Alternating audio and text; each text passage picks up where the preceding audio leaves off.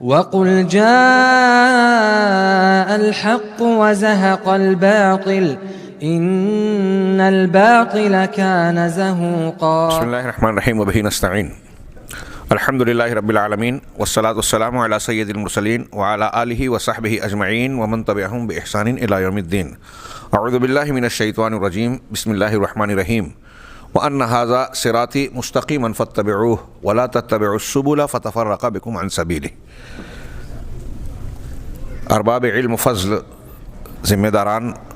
میرے بھائیوں اور دینی بہنوں، نماز سے قبل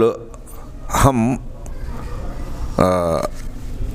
اخوان المسلمین کے ملاحظات سے پہلے صاحب کتاب کے مقدمے اور تمہید کو پڑھ رہے تھے. اس ضمن میں تمہیدی طور پر شیخ نے انتہائی اہم باتیں بیان کی. گویا آگے کتاب میں جن ملاحظات کا تذکرہ اور جو تفصیلات پیش کی گئی ہیں اس کی شرعی حیثیت، اہمیت اور اس کی ضرورت کی طرف اشارہ کیا.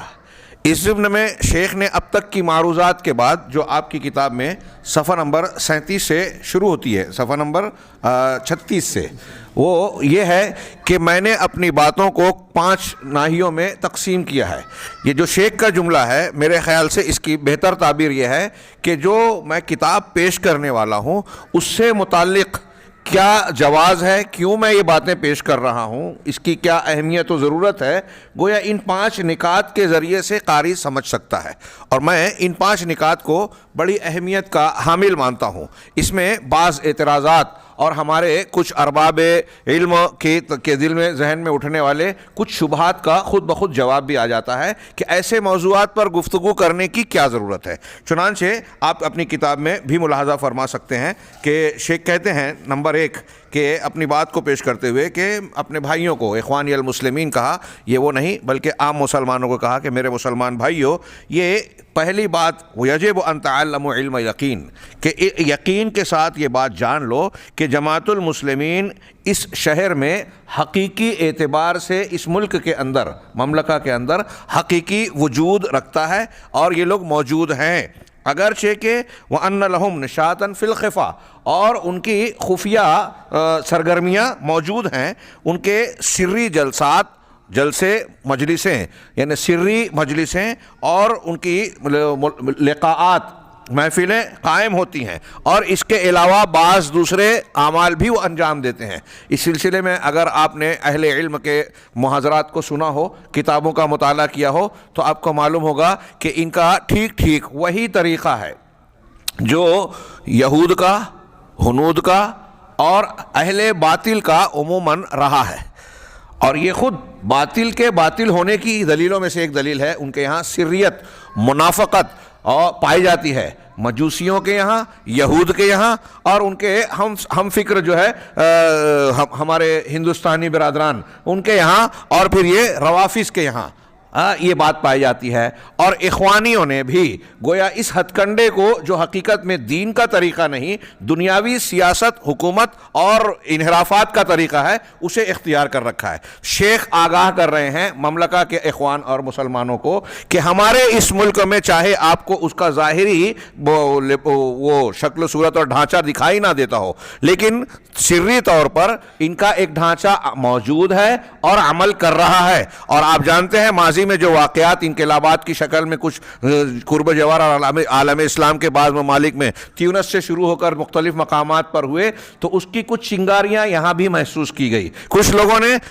اس میں جلد بازی کی اور یہ سمجھا کہ جیسے تیونس میں واقعات ہو گئے، جیسے مصر میں ہو گئے، لیبیا میں ہو گئے، یہاں بھی ویسا ہی نقشہ ہوگا، لہذا وہ بڑھ چڑھ کر کچھ بے نقاب ہو کر سامنے آ گئے اور گرفت میں آ گئے. اللہ رب العالمین نے، جس کی طرف شیخ نے اپنے تمہیدی خطاب میں ذکر فرمایا تھا کہ 3 مرتبہ یہاں خروج کی کوشش کی گئی، ہاں کہ مملکہ کے حکام نے، شاہ فیصل رحمہ اللہ اور دوسرے لوگوں نے ان پر احسان کیا، حسن سلوک کیا، پناہ دی، ان کو اپنا بھائی سمجھا، اور انہوں نے پیٹھ میں خنجر گھونپنے کی کوشش کی. اور یہ بار بار ہوتا ہے. اس سے پتہ چلتا ہے کہ ان کے مقاصد کیا ہیں. ہاں دینی مقاصد تو نہیں ہو سکتے. ایک بنی بنائی توحید اور سنت کی خدمت کرنے والی حکومت کو اگر آپ اس کے خلاف خروج کر رہے ہو تو آپ کے مقاصد نیک تو ہو ہی نہیں سکتے. بہرحال شیخ نے یہ اشارہ کیا کہ اس مملکہ میں خفیہ طور پہ یہ موجود ہیں. ہاں اور کہہ رہے ہیں کہ فیامن، تو ان لوگوں کو خطاب کیا کہ اے وہ لوگوں جو برابر اس قسم کی کوششوں پر نکیر کرتے ہیں اور ان سے ڈرتے ہیں، ڈراتے ہیں کہ ارے یہ سب کیوں رد کر رہے ہو، اس طرح کی مجلسیں کیوں منعقد کر رہے ہو، ان کا رد کرنے کی کیا ضرورت ہے. یہ جو اس قسم کی باتیں کر رہے ہیں ہاں ان کو یہ بات یقینی خبر کی طرح جان لینا چاہیے اور اللہ سے ڈرنا چاہیے. ہاں اور جو چیز بالکل مشاہدے کی شکل میں ہماری آنکھوں کے سامنے ثابت ہو چکا ہے، مشاہدے کی طرح جو خبر ثابت ہو چکی ہے اس کے سلسلے میں انکار نہ کرو. یہ مملکہ کے لوگوں کو متوجہ یا متنبہ کر رہے ہیں صاحب کتاب. میں اس میں اضافہ کرنا چاہتا ہوں، ہم یہاں نہیں رہتے، میں یہ کہتا ہوں کہ پورے عالم اسلام کے نوجوانوں کو اس سے آگاہ اور متنبہ ہونے کی ضرورت ہے. جیسا کہ شیخ نے کہا اور دلیل کی طرف اشارہ کرتے ہوئے کہ روئے زمین پر سب سے بڑا شر الخلق والخلیقہ، مخلوق میں اور عادت کے اعتبار سے سب سے برے، جس کو اللہ کے رسول صلی اللہ علیہ وسلم کے یہ الفاظ ہیں ثابت شدہ احادیث میں، خوارج کے جو اوصاف بیان کیے کہ بدترین لوگ یہ موجود ہیں. اور آج اگر آپ دیکھیں عالم اسلام اور مسلمانوں کو پوری جگہ جو افراتفری ہے، ہنگامے ہیں، سیاسی حکومتی سطح سے ہو کر مسلمان سماج اور گھر گھر تک اس کے اثرات، چنگاریاں، دھواں پہنچ کر لوگوں کو پریشان کیے ہوئے ہیں، گھر والوں کو بے گھر کرنے پر کر دیا اور بہت ساری مصیبتوں اور فتنوں کو دعوت دینے والے یہ شر الخلق والخلیقہ جو ہے، یہ افراخ الخارجیہ، خارجیوں کے چوزے اور ان کی پیدائش، روافظ کے ہم نوا، باطنیت فرقے کے طریقے، یہ جو انہوں نے بتایا کہ یہاں چھپ کر ہیں، عالم اسلام میں جہاں ان کو موقع ملا یہ کھل کر ہے. اور آپ دیکھیں کہ ایک طرف یہ باطل کے اعلی کار بنتے ہیں، روافظ اور خوارج کی فکر کے علم بردار بنتے ہیں، وہیں اہل علم، اہل حق اور وہ لوگ جو توحید و سنت کی ترویج کر رہے ہیں اس کی مخالفت کر رہے ہیں. آگے کے نکات میں یہ باتیں واضح ہوگی. میں یہ کہنا چاہتا ہوں کہ یہ صرف یہاں اس مملکہ میں نہیں، یہاں جو ناسور بنے اور جو مخالفت کا کیڑا بیج بو رہے ہیں، ساتھ ہی ساتھ پورے عالم اسلام میں سب سے بڑے خطرے کی شکل میں یہ ہے. ہاں ایک وہ ہے جو شبہات کا فتنہ پھیلا کر اہل تصوف وغیرہ اندر سے جڑوں کو خراب کرتے ہیں، باطنیت والے. ہاں اور یہ ہے جو اندر سے فکر کو بگاڑ کر اہل حق سے دور کرنا، اہل حق کو بدنام کرنا، مسلمانوں میں تکفیری جو ہے بازار کو گرم کر کے مسلمانوں کو مسلمانوں کے ہاتھوں سے کٹوانا، مروانا اور لوگوں کو سامنے یہ جواز پیش کرنا کہ اسلام جو حقیقت نہیں ہے، دہشت گردی اور انتہا پسندی کی تعلیم دیتا ہے. یہ سب اعلی کار بن رہے ہیں یا یہ ذریعہ بنتے ہیں. تو پہلی بات انہوں نے یہ کہا کہ یہاں موجود ہے. میں کہوں کہ یہ فتنہ عالم اسلام میں بہت جگہوں پر سرایت کیا ہوا ہے اور ہمارے گھروں میں بھی سرایت کیا ہوا ہے. میں نے اپنے کچھ دروس میں یہ بات بیان کی کہ اگرچہ ہم اس کا رد کرتے ہیں لیکن آپ دیکھیں کہ کچھ مزاجی اعتبار سے ہم جس ماحول میں پڑھ رہے ہیں اور یہ جو آج کل سوشل میڈیا کا دور چلا ہے، ہر کوئی جو ہے کسی بھی معاملے میں تنقیدیں کرتا ہے، یہ ایک قسم کی خارجیت ہی ہے. اور ابھی آپ نے شیخ کے جملے میں سنا تھا کہ عملی خارجیت سے پہلے قولی خارجیت آتی ہے. حضرت عثمان غنی رضی اللہ تعالیٰ عنہ کو قتل کرنے اور پھر کیا کہتے ہیں عمرائے مسلمین کے خلاف بھڑکانے میں پہلے عمل سے پہلے لوگوں نے قول کا اختیار کیا. یہ ہمارے کبار علماء نے لکھا ہے کہ آپ جب حکومت کے خلاف باتیں کرتے ہیں، ہاں علماء کے خلاف لوگوں کی زبان کو دراز کرتے ہیں، ان کے دماغ کو کا ماحول بناتے ہیں ان کے خلاف، تو آپ ایک طریقے سے خارجیت کو فروغ دینے کے لیے راستہ ہموار کرتے ہیں. آگے وہ دوسرے نقطے میں آئے گا. چنانچہ دوسرے نمبر پر انہوں نے جو اپنی بات کو پھیلایا یا وجہ بیان کی وہ یہ ہے الشکر للہ ثم للعلماء الاجلاء الکرام، کہ پہلے اللہ کا شکر، ہاں پھر ان علماء جو جلیل القدر اور باعزت علماء کرام ہیں ان کا شکر ہم ادا کرتے ہیں. کیوں؟ الذین جاہدوا فی سبیل اللہ، جنہوں نے اللہ کے راستے میں مجاہدہ کیا. بدعات کا رد کوئی معمولی بات نہیں ہے. دین کی خدمت کا اہم ترین حصہ ابھی آپ نے پیچھے سنا، علامہ ابن تیمیہ نے کہا کہ بدعت سے روکنا یہ نہی عن المنکر ہے. ہاں اب جو بدعت سے نہیں روک رہا ہے، سنت کی ترویج نہیں کر رہا ہے، سنت اور بدعت کے تعلق سے جو حق ادا نہیں کر رہا ہے، تو دین کا داعی نہیں کہلا سکتا، وہ چاہے جتنے بڑے دعوے کرے، نعرے لگائے. تو جن علماء نے اللہ کی راہ میں مجاہدہ کیا، قربانیاں دی اور ان گروہ بندی احزاب اور گروہوں فرقوں کے بارے میں ان کے خطرے سے ہم کو آگاہ کیا، عوام کو متنبہ کیا، اور ان جماعتوں سے آگاہ کیا جو اہل السنہ والجماعت کے منہج کے مخالف ہیں، ہاں، اور امت اسلامیہ کے خلاف جو ہے چیلنج اور گمراہی کا سبب بنے ہوئے ہیں۔ تھوڑے سے جملہ لمبا ہو گیا تو میں نے اپنے اعتبار سے اس کا مفہوم بیان کر دیا، اور جنہوں نے ان احزاب اور گروہوں کی طرف نسبت کا حکم بیان کیا بلا کسی خوف اور لومت لائم، ملامت کرنے والوں کی ملامت کے ڈر کے بغیر صاف صاف حق کو بیان کیا کہ ان جماعتوں سے وابستہ ہونا، ان کی طرف نسبت کرنا یہ بدعت ہے، یہ فرقہ ناجیہ کے مقابلے میں 72 فرقوں سے جڑنے کا ہم معنی ہے۔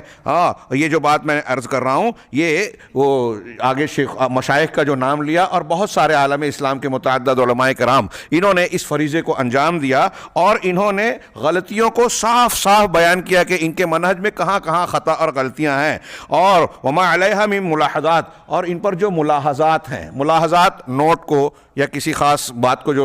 درج کیا جائے اسے کہتے ہیں، یہاں جو آپ کی کتاب کے عنوان میں ہے ناقدانہ جائزہ، یہی مراد ہے کہ اس میں کن چیزوں کو محل نظر بتایا گیا ہے، کن چیزوں پر اعتراض کیا گیا ہے ان کے فکر میں، ان کے منہج میں، ان کے اعمال میں، اس کی طرف کھل کر نشاندہی کی جن علماء نے، وہ علماء اللہ کے بعد ہمارے اور آپ کے شکر کے مستحق ہیں۔ اگرچہ یہ اہل باطل جن پر انہوں نے تنقیدیں کی، جن کی خطاؤں غلطیوں کو بیان کیا، وہ لوگ ان علماء کو نشانہ بناتے ہیں،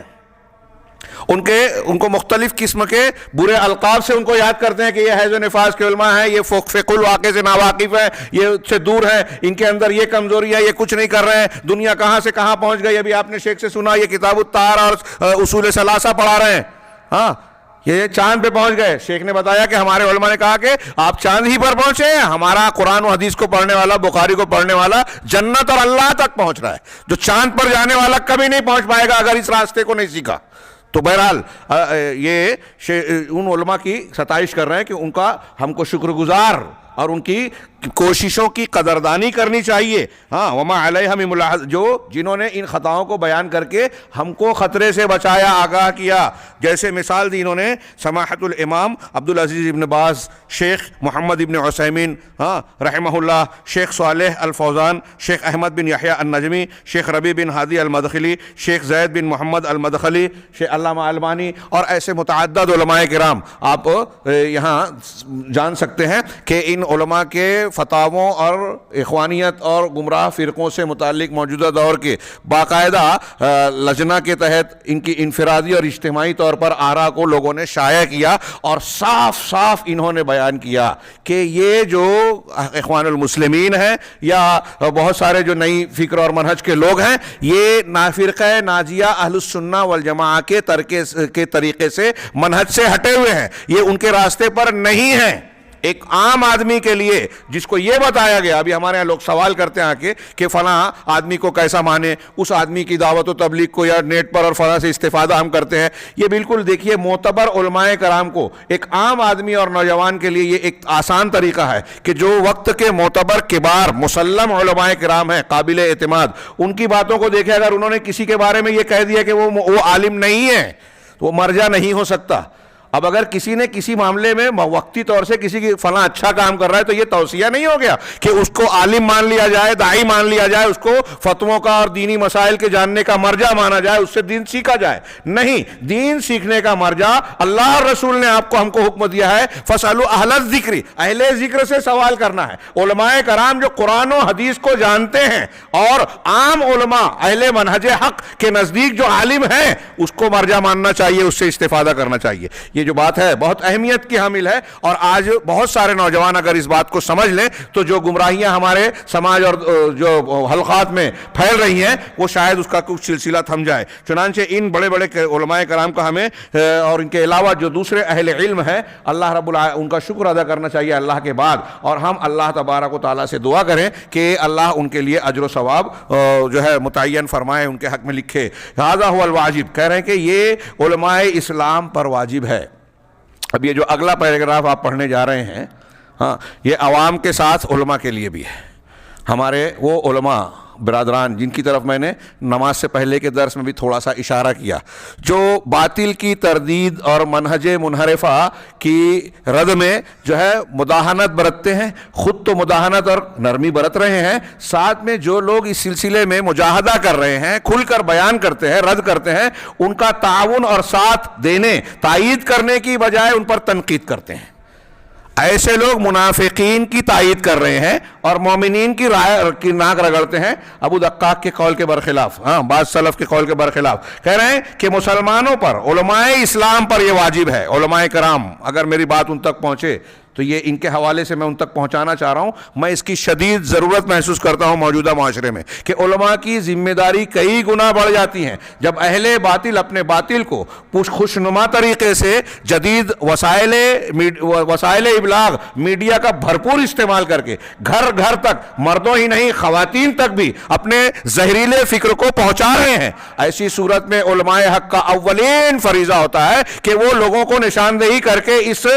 ہلاکت خیز بیماری سے، زہر سے لوگوں کو آگاہ کریں، بچانے کی کوشش کریں۔ یہ ہمارا دینی فریضہ ہے، نہ ادا کرنے پر ہم اللہ کے سامنے جواب دہ ہوں گے۔ اس کی دلیلیں پیچھے پہلے درس کے ابتدا میں ہم نے پڑھی، تو شیخ کہہ رہے ہیں کہ علماء اسلام کا یہ پر واجب ہے کہ وہ اس سے تحذیر بلیغ، انتہائی مدلل اور مضبوط انداز میں اس سے لوگوں کو ڈرائیں، خاص کس سے؟ من حزب جماعت الاخوان المسلمین، اخوان المسلمین کے گروہ سے، فرقے سے۔ حزب کا لفظ جب اخوان المسلمین کے ساتھ استعمال کیا، یہ حزبیت، گروہ بندی جو انہوں نے اختیار کی ہے، اس سے لوگوں کو ڈرائیں، بتائیں کہ یہ امت مسلمہ کے لیے بہت بڑا خطرہ ہے، یہ جدید دور کی معاصر خارجیت ہے، اور جیسا کہ کہا اللہ کے نبی صلی اللہ علیہ وسلم کے فرمان کے مطابق یہ شر الخلق والخلیقہ ہے، مسلمانوں کے لیے سب سے بڑا خطرہ۔ یدعون اہل الاوثان و یقتلون اہل الایمان، بخاری کی حدیث میں ان کی ایک صفت بیان کی اور یہ ان پر صادق آتی ہے کہ اہل اوثان مشرکین کو یہ چھوڑتے ہیں، کافروں کے ساتھ نرمی اور مصالحت کا برتاؤ کرتے ہیں۔ حسن البنا کہہ رہے ہیں کہ یہودی اور ہمارے درمیان دینی جھگڑا نہیں ہے، ان کو چھوڑ دیتے ہیں اور مسلمانوں کو قتل کرتے ہیں۔ ہمارے حلقات میں انفجار اور دھماکے انہوں نے کیے اور کر رہے ہیں، یہ ثابت شدہ بات ہے، ان کے واقعات آپ پڑھیں گے آگے، ملاحظات میں اس کا تذکرہ کیا گیا ہے، تو آپ دیکھ سکتے ہیں کہ ان کے طریقے سے لوگوں کو ڈرائیں، گویا اسی لیے ہم نے کتاب پڑھ رہے ہیں، درس دے رہے ہیں، التی یزعم اصحابها انہم دعاۃ الی اللہ، اس جماعت اخوان المسلمین سے لوگوں کو آگاہ اور متنبہ کریں، ڈرائیں، جن کے ماننے والے یہ دعویٰ کرتے ہیں اور یہ گمان رکھتے ہیں کہ وہ اللہ کی طرف دعوت دینے والے ہیں، حالانکہ وہ دعوت کے صحیح راستے سے ہٹ گئے ہیں، منحرف ہو گئے ہیں، بگڑ برگشتہ ہو گئے ہیں۔ وَإِنِّي لَأُوصِي، اور یہ شیخ کہہ رہے ہیں کہ میں مسلمانوں کے علماء کو یہ وصیت کر رہا ہوں، علماء کرام کو یہ وصیت کر رہا ہوں کہ ان يعينوا من يحذر من خطر هذه الحزبیات، کہ اس شخص کی، ان لوگوں کی مدد کریں جو ان حزبیات سے لوگوں کو ڈراتا ہے، اس کے خطرے سے بچنے کی تلقین کرتا ہے، یعنی جو ان کا رد کر رہا ہے آپ ان کے دست و بازو بنیے، ان کی معاون و مددگار بنیے، وَأَن يَقِفُوا مَعَهُ، اور اس کے ساتھ کھڑے ہو جائیے، اس کو قوت دیجئے، طاقت دیجئے، وَأَن يُشَارِكُوا فِي هَذَا الْمِزْبَارِ، اور اس صف میں آپ شریک ہو جائیے اس راستے میں کہ تحریری طور پر، خطابت کے طور پر اور نصیحت کے طور پر ان لوگوں کے لمن ابتلی بالانضمام الی هذه الجماعہ، ان لوگوں کے لیے نصیحت کرتے ہوئے ان لوگوں کے لیے جو اس جماعت سے وابستگی کے فتنے میں مبتلا ہو گیا، اس سے جڑ گیا ہے، اس سے متاثر ہو گیا ہے، تو ان کے ساتھ نصیحت کیجئے، خیر خواہی کیجئے، تاکہ وہ اللہ تعالیٰ کے حقیقی دین اور اللہ کی طرف لوٹ آئے اور اللہ کے رسول صلی اللہ علیہ وسلم کے منہج کی طرف لوٹ آئے، دعوت میں، عمل میں، اعتقاد میں۔ اس کا مطلب یہ ہوا کہ جو اس منہج سے جڑا ہوا ہے وہ دعوت میں، عمل میں، اعتقاد میں نبی صلی اللہ علیہ وسلم اور صحابہ کے طریقے پر نہیں ہے۔ یہ ہم ملاحظات میں انشاءاللہ دیکھیں گے۔ تو یہ ایک دوسری بات انہوں نے بیان کی کہ یہ علماء کا فرض ہے کہ اس کا رد کریں اور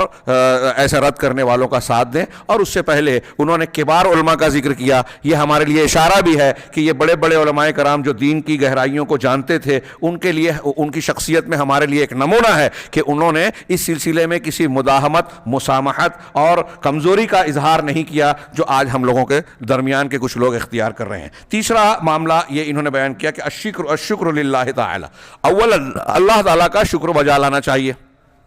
ثم لولاۃ الامور فی هذه البلاد المبارکہ لنصرتہم لدعوت التوحید، پھر اس مبارک بلاد میں، مملکہ میں، جو انہوں نے جو ولاۃ امور ہیں، حکام ہیں، ان کا شکر بجا لانا ہم کو چاہیے، اور اس کو ملحوظ رکھنا چاہیے کہ انہوں نے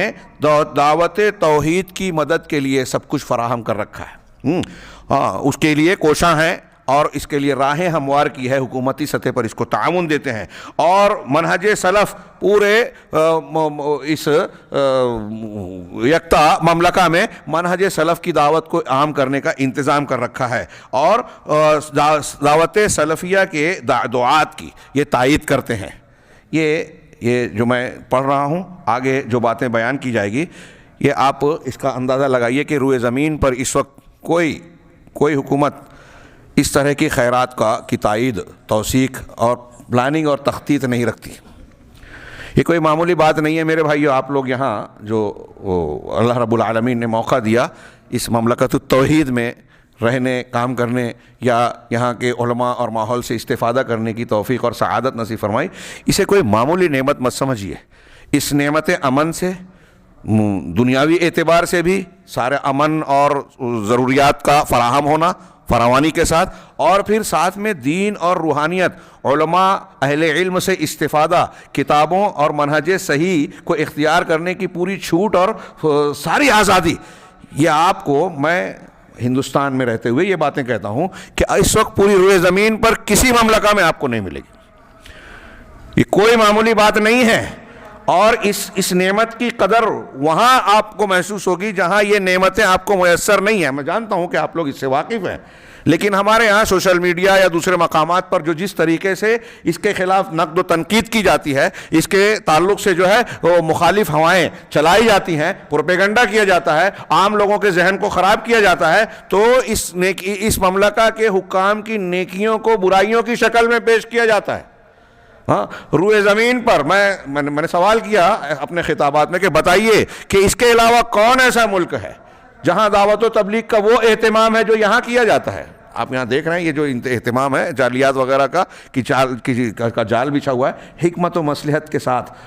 اس کو بہت اچھے اسلامی انداز میں دعوت و تبلیغ کا انتظام کرنا، پورے عالم میں مختلف زبانوں میں قرآن کو چھاپ کر جو ہے تقسیم کرنا، مفت تقسیم کرنا، پوری دنیا کے طلبہ کے لیے تعلیم و تعلم کے سلسلے کو قائم کرتے ہوئے یہاں کی یونیورسٹیوں کے دروازے کھول دینا، اور پورا اس کا جو ہے تکلفہ اور بوجھ حکومت برداشت کرتی ہے۔ یہ کوئی معمولی بات نہیں ہے۔ شیخ محمد بن عبد الوہاب کی دعوت توحید کا امتداد ہے، جو یہاں کے حکام اور یہاں شیخ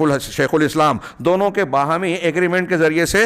جو ہے بیان کیا گیا۔ شاید آپ لوگ جانتے ہوں، علماء کرام اس کا ذکر کرتے رہیں گے کہ ان کے درمیان ایک ایگریمنٹ ہوا۔ اب وہ جو حکومت قائم کی اور ساتھ ساتھ دعوت کا کام، تو مسجد میں دروس کا اہتمام، پوری دنیا سے طلبہ کو بلا کر ان کو تعلیم دینے کا اہتمام، پوری دنیا میں توحید اور توحید کی کتابیں، قرآن مجید کی تقسیم، توحید کی دعوت۔ اگر آج روئے زمین میں یہ جو باتیں کرتے ہیں تحریکی حضرات اور دوسرے لوگ کہ اسلام پسندی اور اسلام کو لانا، یہ جوشیلے اور جذبات نعروں سے انہوں نے صرف اور صرف پوری تاریخ میں 100 سال کی پچھلی تاریخ دیکھیں صرف مسلمانوں کو نقصان پہنچایا ہے۔ ان کی جان، مال، عزت و آبرو پر جو ہے نقصانات کے بادل منڈلائے ان لوگوں کی وجہ سے۔ لیکن جو شیخ محمد بن عبد الوہاب کی دعوت و تبلیغ کا سلسلہ جب سے شروع ہوا ہے، توحید کی دعوت، شرک کا رد، بدعت و منہج حق کو فروغ دینا اور منحرف مناہج کو رد کرنے کی دعوت، اس کی برکات کیا دیکھ لیجئے۔ میں ایسا کہوں تو یہاں اہل علم بھی موجود ہے کہ شاید غلط نہیں ہوگا کہ اس وقت روئے زمین پر دینی تحریکات میں سب سے زیادہ کامیابی سے ہمکنار ہونے والی، سب سے زیادہ اپنے اثرات کو مرتب کرنے والی کوئی دعوت رہی ہے تو شیخ محمد بن عبد الوہاب کی دعوت ہے۔ اور یہ اس لیے نہیں کہ یہ شیخ محمد بن عبد الوہاب کی شخصیت سے جڑی ہے، اس لیے کہ آپ کا منہج، طریقہ نبی کریم صلی اللہ علیہ وسلم اور صحابہ کرام کے منہج سے جڑا ہوا ہے۔ وہ دعوت، وہ کتابیں، وہ تعلیم، وہ منہج ہمیشہ زندہ رہے گا جو قرآن و حدیث سے جڑا ہوا ہوگا۔ آپ دیکھیے کہ اس تاریخ اسلام میں بہت ذہین بڑی شخصیات، عبد الجبار جبائی، باقلانی، فلاں بڑے ذہین ترین لوگ جو عقلی گتھیوں کو ایسے سلجھاتے تھے کہ آج ان کی کتابیں پڑھ کے آپ بہت سارے عبارتوں کو سمجھ نہیں پائیں گے، لیکن دنیا میں آج ان کو کوئی پہچاننے والا نہیں ہے۔ کیوں؟ اس لیے کہ ان کے افکار ان کی شخصیتوں سے جڑے ہوئے تھے۔ یہ میری فکر ہے، یہ میرے حالات اور تقاضے کا ماحول کا جو ہے نتیجہ تھا، وہ غائب ہو گئے۔ لیکن آپ دیکھیے کہ شیخ الاسلام علامہ ابن تیمیہ، امام بخاری رحمہ اللہ، اور اس طرح کی وہ شخصیات جنہوں نے قرآن و حدیث سے جڑ کر ان کی خدمات دی، علوم حدیث علوم قرآن سے جڑے رہے، ان کی فکر اپنی فکر نہیں رہی، قرآن و سنت کے منہج سے وابستہ رہی، وہ آج بھی زندہ ہیں اور زندہ رہیں گے،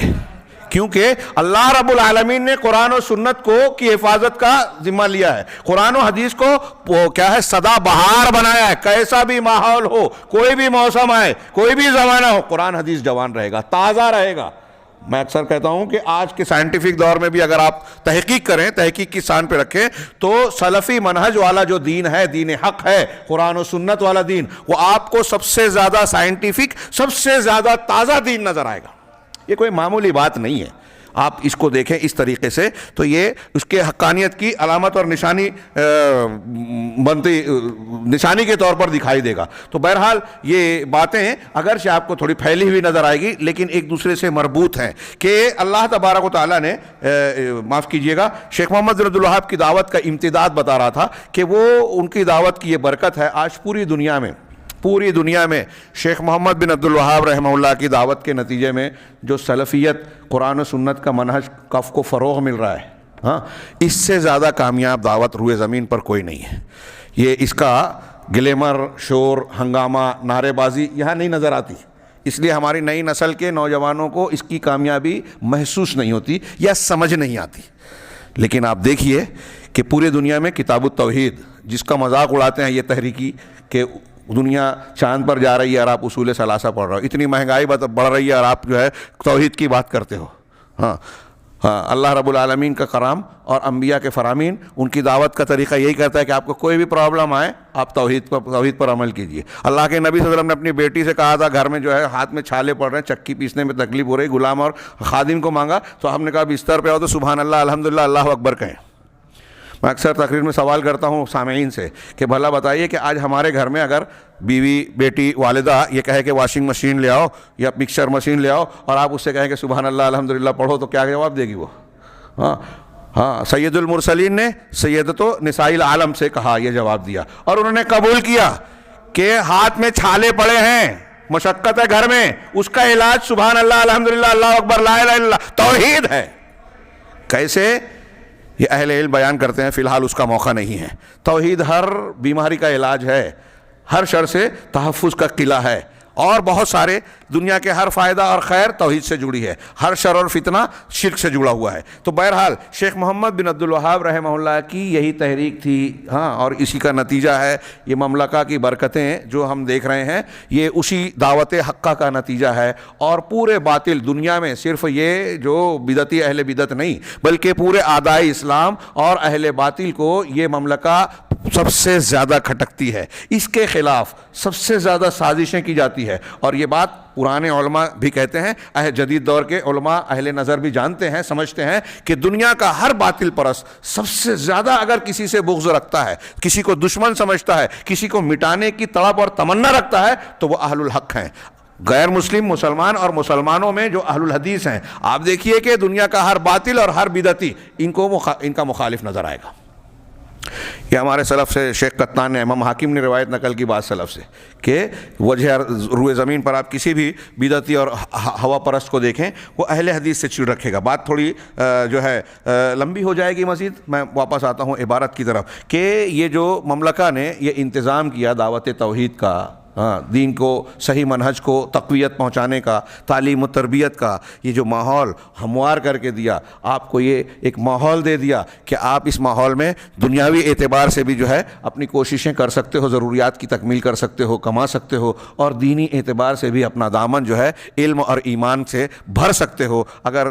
آپ چاہیں، یہ علماء کی بڑی تعداد شہر شہر، بستی بستی، بلکہ مسجد مسجد فراہم ہے، یہ کتابیں تصنیف اور شائع کر کے آپ تک پہنچائی جا رہی ہے کہ آپ اس سے استفادہ کریں۔ ہاں گویا علم کا دریا اور عرفان اور سمندر بہہ رہا ہے. آپ کو اگر پیاس ہے تو آپ اس سے اپنا دامن میں کتنا سمیٹتے ہیں یہ آپ کی اپنی کوشش اور جذبے کا معاملہ ہے. چنانچہ یہ اس بات پر اللہ کے بعد جو ہے شکر کے مستحق ہیں. میں نے ابھی کچھ باتوں کی طرف اشارہ کیا کہ یہ مملکہ کس طریقے سے توحید اور منہج حق سلفی دعوت کو خدمت انجام دے رہی ہے. اگر آپ شیخ محمد عبد الوہاب رحمہ اللہ کے بعد جدید دور کے علماء میں جو ماضی قریب میں تھے، شیخ ابن باز کی صرف خدمات اور ان سے متعلق جو ان کے کارنامے کہ ایک نابینا شخص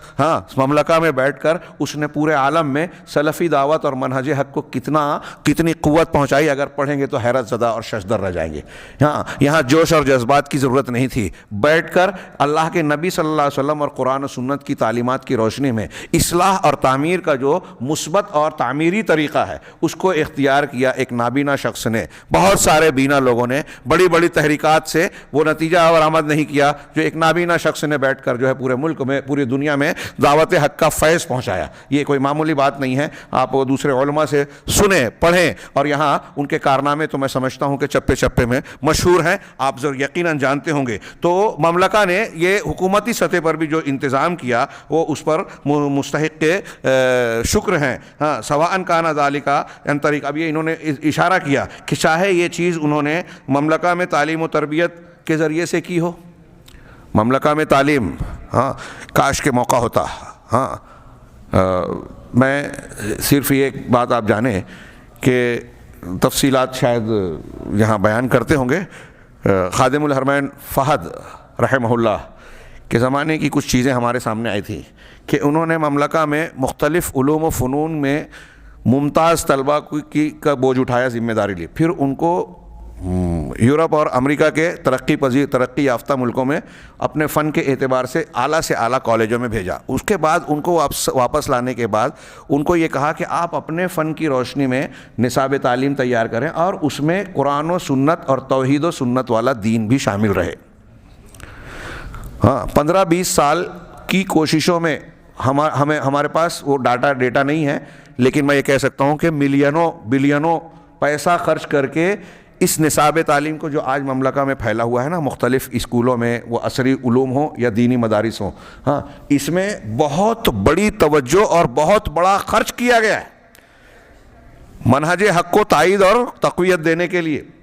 ماہرین کے اعلیٰ سے اعلیٰ معاوضہ دے کر ان کی خدمات کو حاصل کیا گیا ہے. ہم اگر ان سے استفادہ کرتے ہیں تو یہ کوئی معمولی بات نہیں ہے. یہ ماہرین کے ذریعے سے ہم کو بہت تیار میٹر دیا گیا ہے مملکہ کی طرف سے، اور اس میں ہر حکمراں میرے علم کے مطابق اس میں مزید بہتری لانے کی کوشش کر رہا ہے. ان کاموں کو، خیر کو روکا نہیں ہے. اللہ رب العالمین اس توفیق کو برقرار رکھے اور انہیں فتنوں سے محفوظ رکھے. تو وہ چاہے تعلیم کے علاقے سے ہو یا اعلام مرئیہ اور مسموعہ یعنی پرنٹ میڈیا ہو یا کیا کہتے ہیں ویژن والے الیکٹرانک میڈیا ہو، ان کے ذریعے سے، یا جو وہ ذرائع ہوں جو پڑھے جاتے ہیں، اخبارات ہیں، رسائل، جرائد ہیں، یا سلف کی کتابوں کی اشاعت. اور اس کے علاوہ دوسرے میدان سلف کی کتابوں کی اشاعت. شیخ یہاں بیٹھے ہیں، یہ کہہ سکتے ہیں ہم لوگ جب ہندوستان میں پڑھتے تھے بہت ساری کتابیں ایسی تھی کہ اس وقت ہم صرف نام سنتے تھے، پڑھتے تھے، دیکھا نہیں تھا. ابھی آج بھی ہمارے اسلاف میں عقیدے کی وہ کتابیں جو آج آپ کے ہاتھوں میں اور گھر گھر پہنچی ہوئی ہے نا، ہمارے علماء امام بربہاری کی، صابونی کی، شیخ اسماعیل کی، اور ایسے بہت سارے جو کبار علماء سلف کے تھے، ان کی کتابیں جو آج آپ کو لائبریری اور مسجد میں نظر آ رہی ہے، یہ کہاں سے چھپی، کہاں سے آئی؟ ہندوستان پاکستان میں اس کے نسخے آپ نہیں دیکھ سکتے تھے، ملتی ہی نہیں تھی. کہیں تذکرہ آ گیا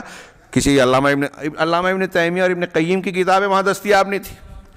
ہم لوگ پڑھنے کے زمانے میں نے ایک مضمون پڑھا، علامہ ابن عساکر نے تاریخ دمشق جو لکھی ہے وہ 80 بڑی جلدوں میں، بڑی تختی میں 80 جلدوں میں لکھی. 80 جلدوں میں. ہم اتنا پڑھتے نہیں ہیں جتنا انہوں نے لکھا. اور وہ 80 جلد میں جو لکھی ہے وہ آج تک دکتور اقبال صاحب نے اپنے ایک مضمون میں، ہمارے استاذ تھے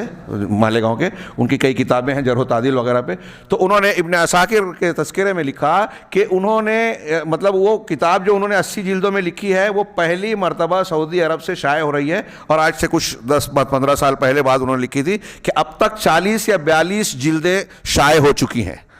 ابھی تقریباً آدھی باقی ہے. اس وقت تو انہوں نے کہا تھا میں سمجھتا ہوں شاید پایہ تک مل. تو جو کتابیں وہ گرد و غبار میں اٹ گئی تھی, پھنس گئی تھی, ہاں, مملکہ کے کوششوں اور مساعی کی برکت سے اہل علم کو تیار کیا گیا, مختلف فنون پر تحقیقات اور ریسرچ ورک کرتے ہوئے ایسے چھپے ہوئے مواد کو پھر سے چھانا پھٹکا گیا, تحقیق کی گئی اور انہیں اچھی شکل میں چھائے کر کے لوگوں تک پہنچایا گیا. اس سے بھی منہج حق کو تقویت ملی. ہاں, اسی طرح اور دوسرے مجالات میں بھی اس مملکہ نے جو ہے دعوت و تبلیغ اور منہج سلف کو جو ہے تقویت پہنچانے کا کام کیا. ولا غرابت, اور اس میں کوئی تعجب کی بات نہیں ہے. چنانچہ یہ اس مبارک دعوت کی حمایت کرنے والے ہیں اپنے مؤسس اول کے زمانے سے شیخ عبدالعزیز ابن عبد الرحمن آل سعود رحمہ اللہ. انہی کے بارے میں شاید شیخ نے ذکر کیا کہ مستجاب الدعوات میں سے تھے. ہاں, یہ شیخ ملک عبدالعزیز ہاں رحمہ اللہ. ہاں, آج خادم الحرمین شریفین ملک عبداللہ بن عبدالعزیز آل سعود اور پھر اب شیخ سلمان حفظہ اللہ, ان لوگوں کے ذریعے سے ان لوگوں تک یہ سلسلہ جاری ہے. چنانچہ اس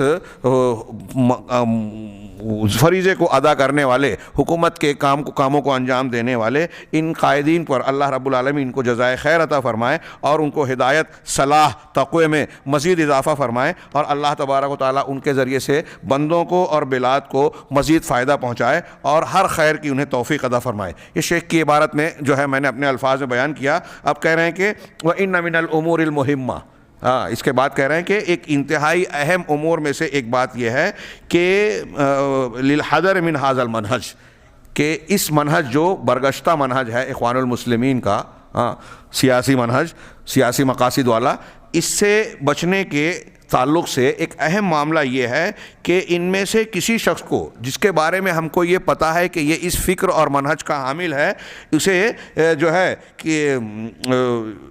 طاقت اور قوت نہ پہنچائی جائے. جو اخوان المسلمین کے گروہ سے وابستگی رکھتا ہے, ان سے شامل ہے, ان کو طاقت نہ دیا جائے, اور نہ ہی وہ جو دخیل احزاب مسلمانوں میں باہر سے آنے والے یا بدعتی قسم کے فکر اور گروہ سے تعلق رکھنے والے ہیں, ان میں سے کسی کو طاقت نہ دیا جائے اور نہ ہی ان کے ساتھ نرمی کا, ہاں, وَأَوْ مَن يَتَعَاطَفُ مَعَ الْحِزْبِيِّينَ, یا ان لوگوں کو طاقت نہ دیا جائے, اختیارات میں نہ جانے دیا جائے جو حزبیین تحریکیوں کے ساتھ نرمی کا رویہ رکھتے ہیں, ان کا ساتھ دیتے ہیں, اور یہ کہ ان کو قیادت کے مناصب, حکومت کے مناصب پر ان کو قوت و طاقت حاصل نہ ہو سکے. اور اہل علم سے, سلفی اہل علم جو معتبر ہیں, ان سے مشورہ کیا جائے تاکہ وہ قیادت اور اداروں کے لیے ایسی شخصیات کا انتخاب کریں جو اس کے لائق ہیں, جو اس قسم کی گندگی اور منحرف مناہج سے پاک و صاف ہیں. اگر وہ مشورہ دیتے ہیں تو ٹھیک, اور اگر وہ مشورہ نہیں دیتے ہیں تو ان کے لیے ان مناصب کے دروازے بند کر دیے جائیں. پھر کہہ رہے ہیں کہ ثم انی اقترح ان تنظم المحاضرات, پھر میں ایک تجویز یہ بھی دیتا ہوں کہ محاضرات کا نظم کیا جائے, اہتمام کیا جائے, اور ایسے کلمات اور خطابات اہل علم کے جس میں کہ اخوان المسلمین کے گروہ سے لوگوں کو ڈرایا جائے, لوگوں کو باخبر کیا جائے, اور جو دخیل احزاب ہیں, باہر سے آنے والی گمراہ فکر کے حاملین گروہ جو ہیں اس بلاد مبارکہ میں, جو باہر سے آ کے جو ہے یہاں کے منہج کو, یہاں کی توحید اور سنت کی دعوت کو متاثر کرنے کی کوشش کر رہے ہیں, ان کو جو ہے ان سے آگاہ کریں, چاہے وہ ریڈیو اور اذاعہ کے ذریعے سے ہو یا صحافت کے ذریعے سے ہو اور دوسرے ذرائع سے. اس کے لیے محاضرات وغیرہ کا دیکھیے اسی کا ایک سلسلہ ہے کہ آج ہمارا یہ پروگرام منعقد ہوا ہے. وَإِنِّي لَأَقْتَرِحُ, اور کہہ رہے ہیں کہ میں یہ بھی تجویز دیتا ہوں کہ مناہج دراسیہ, نصاب تعلیم میں اخوان المسلمین کے گروہ سے ڈرانے والا مواد شامل کیا جائے, اور اس کے علاوہ وہ تمام جماعتیں جو منہج حق سے منحرف ہیں, اس کو نصاب کا حصہ بنایا جائے, اس لیے کہ یہ ہمارے دین کا حصہ ہے. ہاں, اللہ کے نبی صلی اللہ علیہ وسلم نے بتایا 73 ہوں گے, 72 کا یہ ہوگا معاملہ, گمراہ ہوں گے. اللہ کے نبی صلی اللہ علیہ وسلم کے ایک ہی حق پر قائم رہے گا. تو نصاب تعلیم میں اپنی نئی نسل کو یہ بتایا جائے, اور جب بچپن سے ہم اس کی نشو و نما اور تربیہ اور تزکیہ کرتے ہوئے ان کے ذہن و دماغ میں صحیح بات اور صحیح غذا کو فراہم کریں گے تو وہ زہریلے مواد سے اپنے آپ کو بچانے میں شاید کامیاب ہو سکیں. اور ایسا نہ کر کے ہی آج ہم دیکھ رہے ہیں کہ ہمارے مسلمانوں کے سماج اور معاشرے میں ارتداد, انحراف کی لہریں جو ہے جو ہے چل رہی ہیں. چنانچہ کہہ رہے ہیں کہ یہ نصاب تعلیم کا حصہ بنایا جائے تاکہ ایسے چیزوں سے بچایا جائے اور نوجوانوں کی عقلوں کو جو ہے یہ جو منحرف افکار جو ان سے غزوہ اور مخالفت کر رہے ہیں، ان کو گمراہ کرنے کا کام کر رہے ہیں اور ان کے دماغوں کو دھو رہے ہیں، یعنی ان کی برین واشنگ کر رہے ہیں. وغسلت ادمغتہم، ان کے دماغوں کی برین واشنگ کر رہے ہیں. اور ولاۃ امور جو علماء اور عمرہ ہیں، ولاۃ امور جو مسلمانوں کے ہیں ذمہ داران، ان کے تعلق سے بغض اور عناد پیدا کر رہے ہیں. یہ اخوانیت کا ایک ملاحظہ یہ بھی ہے اور یہ بالکل مشاہدہ ہے اور یہ یہود و نصارہ کا ایک ٹارگٹ ہے. آپ اگر پڑھیں تو ان کے ایجنڈے اور پروٹوکول میں آپ کو ملے گا کہ مسلمانوں کو شکار کرنا ہے تو علماء حق سے دور کیا جائے، قرآن و حدیث سے دور کرنا ہے تو علماء حق سے دور کیا جائے. علماء حق سے رشتہ جب عوام کا مسلمانوں کا کٹے گا، جہاں کٹا سمجھ لیجئے کہ وہ دشمنوں کے لیے، شیطان کے لیے ترنے والا بن گئے، اور یہی ہو رہا ہے. چنانچہ یہ اعلی کار بنتے ہیں اخوانی جو کیا ہے سفہاء الاحلام، اور کیا ہے ہاں جی، کہ جس کا ترجمہ ہمارے استاذ محترم شیخ عبد المعید صاحب نے کیا، سر پھرے لونڈے، مطلب عقل میں کچے اور عمر میں ناپختہ. اس کی حکمتیں علماء نے بیان کی کہ نبی صلی اللہ علیہ وسلم نے یہ کہا، اور اس پر غور کیجئے کہ ان میں حب الظہور ہوتا ہے. کم عمر والے جو رہتے ہیں نا، وہ اپنے آپ کو منوانا چاہتے ہیں، ریاکاری، حب الظہور، اور بہت تجربہ کار انسان میں یہ چیز کم ہو جاتی ہے. تجربے کی بات کرتا ہے اور اس کی بنیاد دلائل ہوتی ہے، اور بہت سارے فوائد اور نقصانات والے پہلو لوگ بیان کرتے ہیں اس میں. نبی کریم صلی اللہ علیہ وسلم نے فرمایا، اور یہ آپ تو عام طور سے جیسے پرانے خارجیوں کے پاس علماء نہیں تھے، آج بھی آپ دیکھیں کہ ان کے یہاں علماء نہیں ہیں. آج یہ جو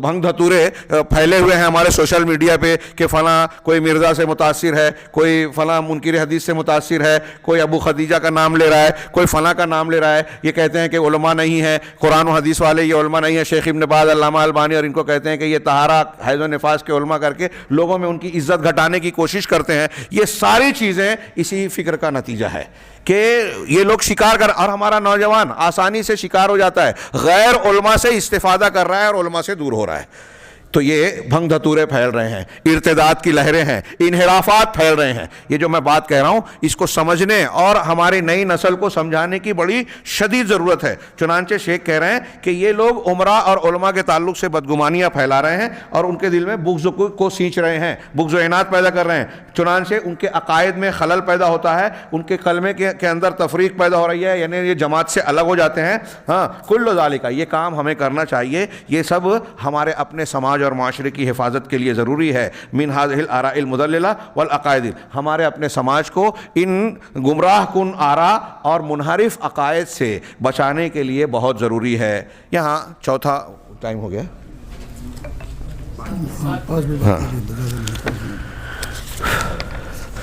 چوتھا اور پانچواں ملاحظہ ہے، اس کو عشاء بعد کے لیے ہم چھوڑ دیتے ہیں. صرف 5 منٹ باقی ہے نماز اذان کے لیے، تو کچھ لوگوں کو وضو وغیرہ کی ضرورت ہوگی، میں سمجھتا ہوں اس کے لیے وقت چھوڑ دیا جائے. اللہ رب العالمین ہمیں خیر کی توفیق دے. وآخر دعوانا الحمدللہ رب العالمین وصلی اللہ علی نبینا محمد.